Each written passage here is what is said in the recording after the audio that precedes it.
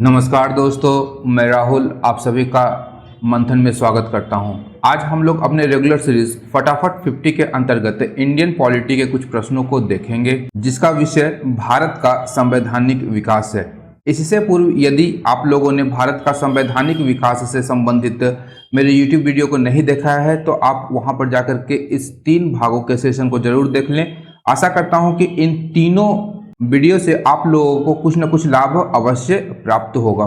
तो आइए शुरू करते हैं हमारा आज का यह सेशन। तो सर्वप्रथम हमारा प्रश्न है कि भारत के संविधान के निर्माण में संविधान सभा को कितना समय लगा। ऑप्शंस आपके नीचे दिए हुए हैं। तो भारत के संविधान के निर्माण में संविधान सभा को लगने वाला समय 2 वर्ष 11 माह 18 दिन था। ध्यान रखिएगा, भारतीय संविधान सभा ने भारतीय संविधान का निर्माण 2 वर्ष 11 माह 18 दिन में किया है।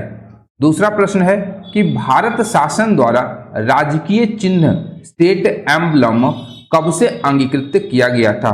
नीचे आपका ऑप्शंस है और इस प्रश्न का सही उत्तर हो जाएगा कि 26 जनवरी 1950 ईस्वी को भारत शासन के द्वारा भारत का राजकीय चिन्ह या स्टेट एम्बलम स्वीकार किया गया था। हमारा स्टेट एम्बलम क्या है और यह कहां से लिया गया था, इस प्रश्न का उत्तर आप लोग कमेंट बॉक्स में डाल सकते हैं। अगला प्रश्न है, संविधान निर्मात्री परिषद की झंडा समिति के अध्यक्ष कौन थे। ऑप्शंस आपके दिए हुए हैं, सी राजगोपालाचारी, डॉक्टर राजेंद्र प्रसाद, जेबी कृपलानी और डॉक्टर BR अम्बेडकर। तो इस प्रश्न का उत्तर हो जाएगा आपका डॉक्टर राजेंद्र प्रसाद को संविधान निर्मात्री परिषद के झंडा समिति का अध्यक्ष बनाया गया था। नेक्स्ट प्रश्न है कि भारत को एक संविधान देने का प्रस्ताव संविधान सभा द्वारा पारित किया गया था। यह कब पारित किया गया था, ऑप्शंस नीचे दिए गए हैं। इस प्रश्न का सही उत्तर हो जाएगा ऑप्शन बी, 22 जनवरी 1947 ईस्वी को संविधान सभा के द्वारा एक प्रस्ताव पारित किया गया था, जिसके अनुसार संविधान सभा के द्वारा भारत को एक संविधान देने का बात कहा गया था। नेक्स्ट प्रश्न है, भारत की स्वतंत्रता के समय इंग्लैंड में किस पार्टी की सरकार थी। ऑप्शंस आपके नीचे दिए हुए हैं, Congress, conservative party, labour party और लिबरल पार्टी। तो इस प्रश्न का सही उत्तर हो जाएगा ऑप्शन बी, कंजर्वेटिव पार्टी की सरकार उस समय इंग्लैंड में थी। तथा इंग्लैंड के प्रधानमंत्री कौन थे, तो क्लीमेंट एटली। ध्यान रखिएगा, क्लीमेंट एटली भारत की स्वतंत्रता के समय इंग्लैंड के प्रधानमंत्री थे। नेक्स्ट प्रश्न है कि भारतीय संविधान सभा की पहली बैठक कब हुई थी। ऑप्शंस आपके नीचे दिए हुए हैं। तो संविधान सभा की जो पहली बैठक थी वह ऑप्शन सी 9 दिसंबर 1946 को हुई थी। इस दिन संविधान सभा के बैठक की अध्यक्षता डॉक्टर सच्चिदानंद सिन्हा के द्वारा की गई थी। नेक्स्ट प्रश्न है कि BR अम्बेडकर का संविधान सभा में निर्वाचन हुआ था। ऑप्शंस नीचे दिए गए हैं, पश्चिमी बंगाल से, मुंबई प्रेसिडेंसी से, तत्कालीन मध्य भारत से या पंजाब से। तो इस प्रश्न का सही उत्तर हो जाएगा कि BR अम्बेडकर का संविधान सभा में निर्वाचन मुंबई प्रेसिडेंसी से हुआ था। ध्यान रखिएगा, मुंबई प्रेसिडेंसी से इनका निर्वाचन किया गया था। नेक्स्ट प्रश्न है, निम्नलिखित अधिनियमों में से किस अधिनियम के फलस्वरूप बर्मा भारत से अलग हुआ। ऑप्शंस यहां नीचे दिए गए हैं। इसका सही उत्तर हो जाएगा option C, government of India act 1935 के तहत भारत से बर्मा को अलग किया गया था। नेक्स्ट प्रश्न है हमारा कि भारत की संविधान सभा ने राष्ट्रीय ध्वज को सर्वप्रथम कब स्वीकार किया। नीचे दिए गए हैं ऑप्शंस। तो इस प्रश्न का सही उत्तर हो जाएगा ऑप्शन ए, 22 जुलाई 1947 को भारतीय संविधान सभा के द्वारा राष्ट्रीय ध्वज को स्वीकार किया गया था। नेक्स्ट प्रश्न है, संविधान सभा में उद्देश्य प्रस्ताव निम्न में से किस एक के द्वारा प्रस्तुत किया गया था। ऑप्शंस हैं, doctor BR Ambedkar, Pandit Jawaharlal Nehru, doctor Rajendra प्रसाद और डॉक्टर CD देशमुख। तो उद्देश्य प्रस्ताव किनके द्वारा प्रस्तुत किया गया था, पंडित जवाहरलाल नेहरू के द्वारा भारतीय संविधान सभा में उद्देश्य प्रस्ताव प्रस्तुत किया गया था। नेक्स्ट प्रश्न है, भारतीय संविधान को 26 नवंबर 1949 को किसके द्वारा अधिनियमित किया गया था। ऑप्शंस हैं, संविधान सभा द्वारा, भारत के गवर्नर जनरल द्वारा, भारतीय संसद द्वारा या ब्रिटिश संसद द्वारा? तो इस प्रश्न का सही उत्तर हो जाएगा ऑप्शन ए। भारतीय संविधान को 26 नवंबर 1949 को संविधान सभा के द्वारा अधिनियमित किया गया था। नेक्स्ट प्रश्न है, निम्नलिखित में से कौन अगस्त 1946 ईस्वी में गठित प्रथम अंतरिम राष्ट्रीय सरकार का सदस्य नहीं था? कौन सा व्यक्ति थे जो अंतरिम सरकार के राष्ट्रीय सरकार के सदस्य नहीं थे? ऑप्शंस हैं C Rajagopalachari, doctor Rajendra Prasad, doctor S Radhakrishnan, doctor Jagjivan Ram. तो इस प्रश्न का सही उत्तर हो जाएगा डॉक्टर एस राधाकृष्णन जो हैं 1946 में गठित प्रथम अंतरिम राष्ट्रीय सरकार के सदस्य नहीं थे। नेक्स्ट प्रश्न है, निम्नलिखित में से किस एक अधिनियम द्वारा भारत में संघीय न्यायालय की स्थापना की गई थी? ऑप्शंस हैं भारतीय परिषद अधिनियम 1861, भारत सरकार अधिनियम 1909, भारत सरकार अधिनियम 1919 तथा उपयुक्त में से कोई नहीं। तो इस प्रश्न का सही उत्तर हो जाएगा ऑप्शन डी, उपयुक्त में से कोई नहीं। भारत शासन अधिनियम 1935 के द्वारा, ध्यान रखिएगा, भारत शासन अधिनियम 1935 के द्वारा भारत में एक संघीय न्यायालय की स्थापना की गई थी। हमारा अगला प्रश्न है कि संविधान सभा के संवैधानिक सलाहकार कौन थे? ऑप्शंस दिए गए हैं, तो यहाँ पर ऑप्शन सी सही होगा। बी.एन. राव जो थे संविधान सभा के संवैधानिक सलाहकार थे। अगला प्रश्न है, भारत में स्वतंत्रता के पश्चात प्रथम मंत्रिमंडल का कानून मंत्री कौन था? ऑप्शंस हैं के.एम. मुंशी, एस.पी. मुखर्जी, बलदेव सिंह और बी.आर. अंबेडकर। तो इस प्रश्न का सही उत्तर हो जाएगा कि स्वतंत्रता के पश्चात, ध्यान रखिएगा यहाँ प्रश्न पूछा गया है, स्वतंत्रता के पश्चात गठित प्रथम मंत्रिमंडल में कानून मंत्री डॉक्टर बी.आर. अंबेडकर थे। ध्यान रखिएगा ऑप्शन डी यहाँ पर सही उत्तर हो जाएगा। नेक्स्ट प्रश्न है कि निम्नलिखित में से कौन संविधान प्रारूप समिति के सदस्य थे? यहाँ पर कूट में आप लोगों को आंसर करना है। यहाँ पे दिया गया है एन गोपाल स्वामी, जवाहरलाल नेहरू, अल्लादी कृष्ण स्वामी अय्यर और सरदार पटेल। तो यहाँ पर केवल दो, एक और तीन जो है एन गोपाल स्वामी और अल्लादी कृष्ण स्वामी अय्यर जो थे संविधान सभा के प्रारूप समिति के सदस्य थे, इसलिए ऑप्शन सी सही हो जाएगा।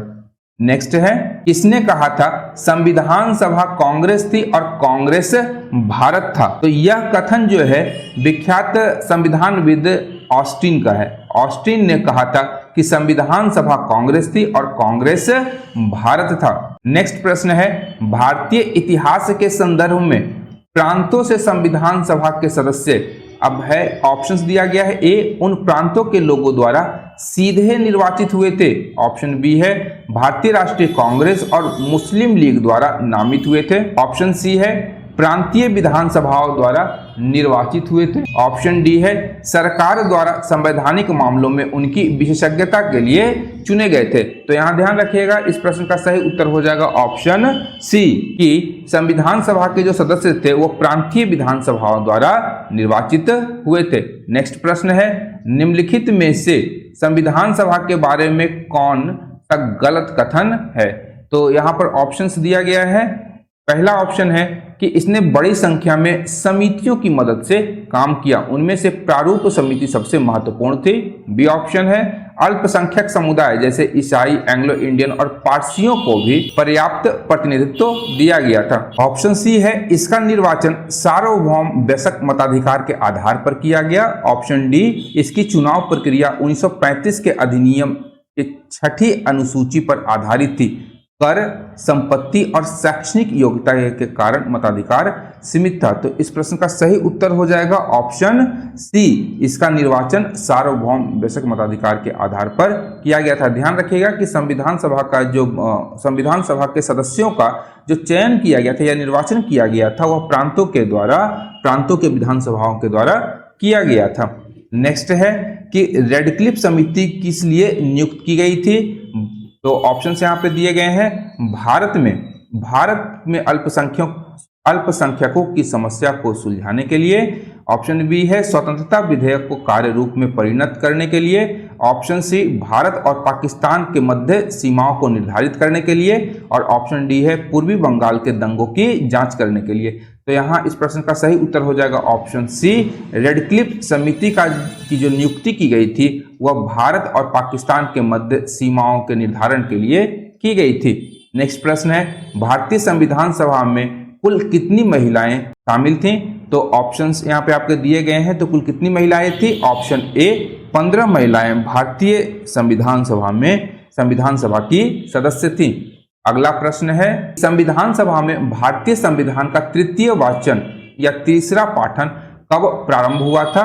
तो इस प्रश्न का सही उत्तर हो जाएगा 14 नवंबर 1949 से भारतीय संविधान सभा में भारतीय संविधान का तृतीय वाचन प्रारंभ हुआ था, जिसे 26 नवंबर, ध्यान रखिएगा 26 नवंबर 1949 को हमारा संविधान स्वीकार कर लिया गया था। अगला प्रश्न है कि भारत का संविधान अंगीकृत एवं अधिनियमित हुआ था, कब हुआ था? तो ऑप्शन यहाँ पे दिए गए हैं। इस प्रश्न का सही उत्तर हो जाएगा ऑप्शन सी 26 नवंबर 1949 को भारतीय संविधान अंगीकृत और अधिनियमित संविधान सभा के द्वारा किया गया था। अगला प्रश्न है कि भारत का संघीय न्यायालय निम्नलिखित में से किस वर्ष में स्थापित किया गया था?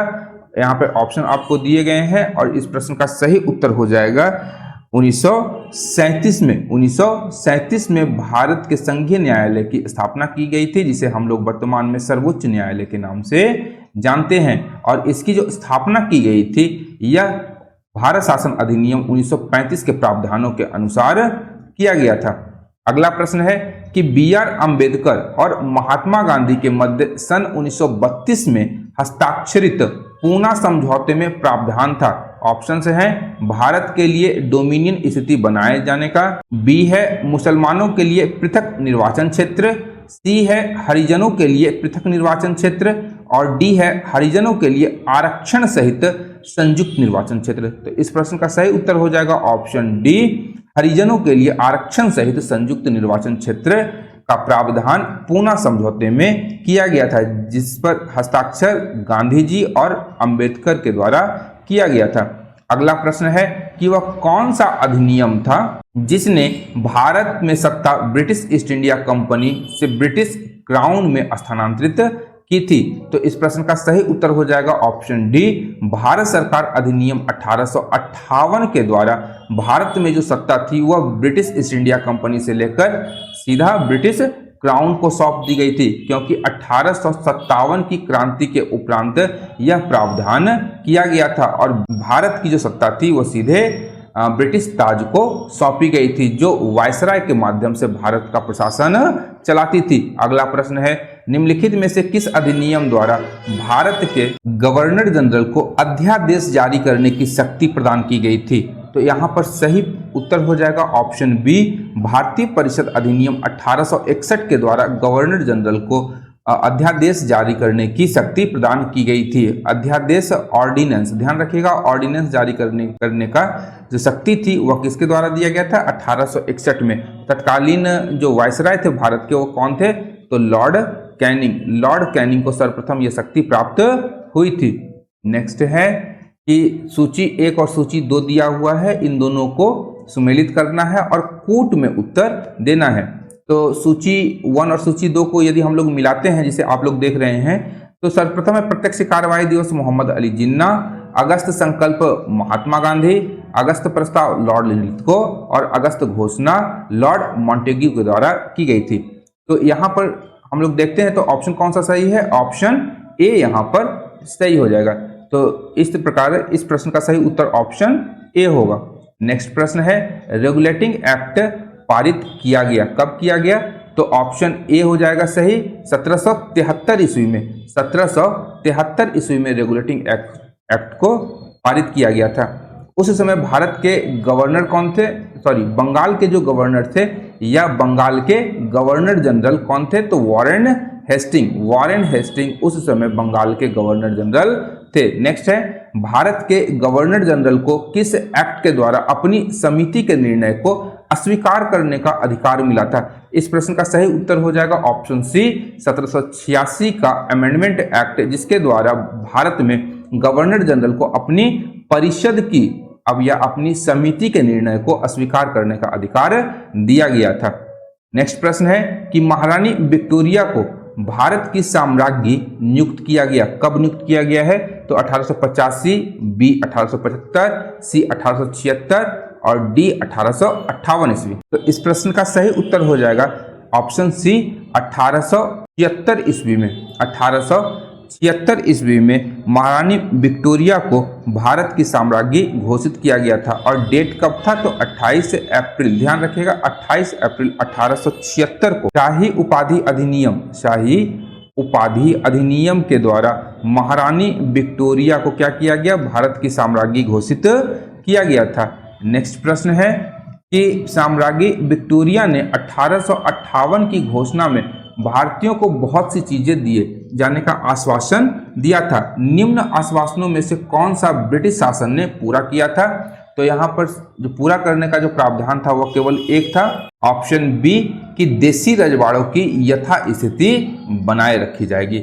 नेक्स्ट प्रश्न है कि मिंटो मार्ले सुधार का उद्देश्य क्या था? तो यहाँ पर इस प्रश्न का सही उत्तर हो जाएगा ऑप्शन ए, पृथक निर्वाचन प्रणाली इसका मार्ले मिंटो सुधार का मूल उद्देश्य था। नेक्स्ट है मार्ले मिंटो सुधार बिल किस वर्ष में पारित किया गया था?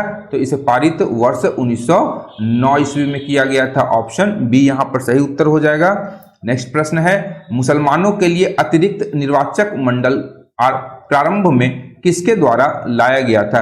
तो यह हो जाएगा ऑप्शन बी, मार्ले मिंटो सुधार 1909 के द्वारा सर्वप्रथम अतिरिक्त निर्वाचन मंडल मुसलमानों के लिए लाया गया था।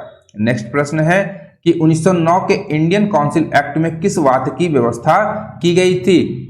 ऑप्शंस हैं, ए में द्वैध शासन प्रणाली की बात की गई थी, बी सांप्रदायिक प्रतिनिधित्व की बात की गई, सी संघीय व्यवस्था की बात की गई और डी प्रांतीय व्यवस्था की बात की गई। तो इस प्रश्न का सही उत्तर हो जाएगा ऑप्शन बी, सांप्रदायिक प्रतिनिधित्व की बात की गई थी। किसके द्वारा?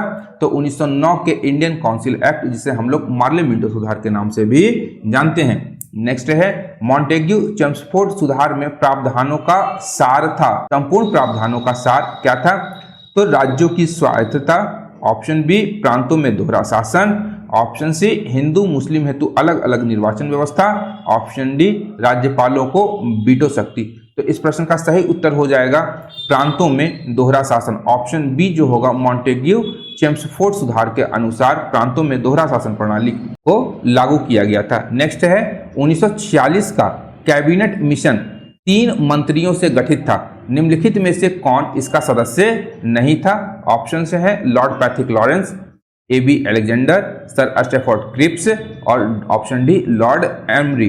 तो यहाँ पर option D Lord Amery cabinet mission के सदस्य नहीं थे।